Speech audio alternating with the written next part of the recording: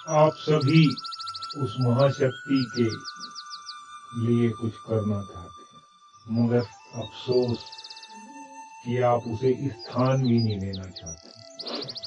सोचो अगर तुम्हारे घर में बहुत सारे मेहमान आ गए और तुम्हारे बुजुर्ग खड़े हैं और तुम बैठे हो,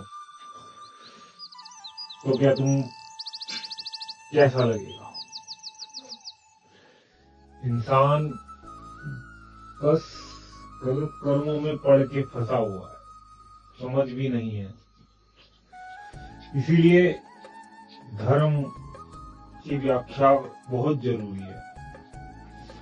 कर्म का कैसा खेल है संसार का, दुनिया का, कुछ मालूम नहीं। विश्वास क्या है, किसमें है, कैसे है, किस लिए है, कुछ मालूम नहीं। प्रेम भाव, मैत्री भाव, दया भाव, कुछ उसका भी मालूम नहीं। महाशक्ति तुम्हारे लिए आई, तुम्हें सिखाने के लिए आई।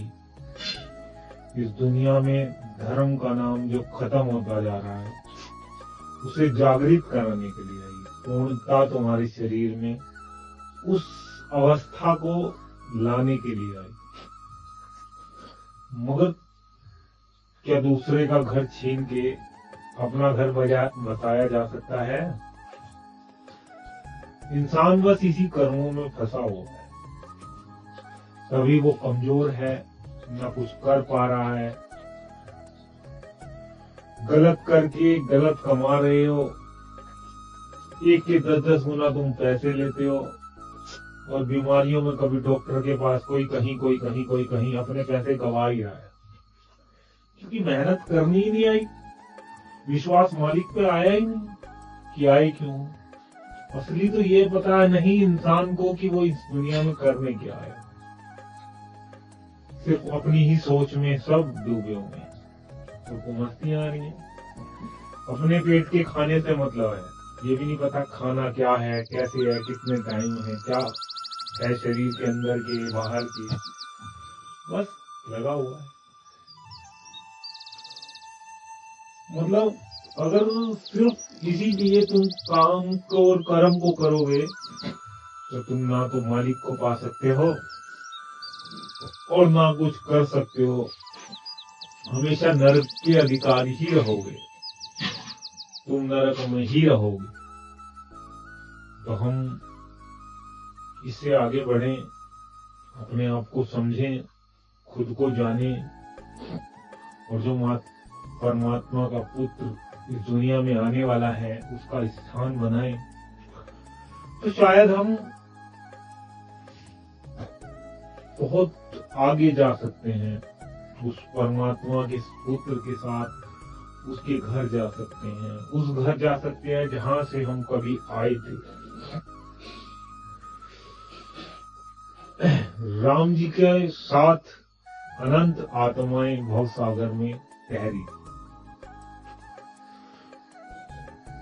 कोई स्वर्ग चला गया, किसी को कहां स्थान मिला, किसी को कहां स्थान मिला। अगर आपको इस संसार के भवसागर से पार उतरना है, तो अपने अहंकारों को, अपनी सोच को, अपने सारे बोलों को शांत करके उसे निचले भाव में लाओ, और सबसे पहले तो झुकना सीखो और फिर चलने की कोशिश करो।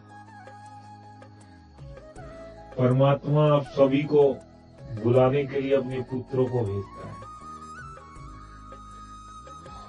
और वो पुत्र आकर के जब यहाँ देखते हैं कि वहां तो कुछ वो करते ही नहीं, उन्हें अपना ही नहीं पता, तो हम क्या उनके साथ जुड़ सकते हैं?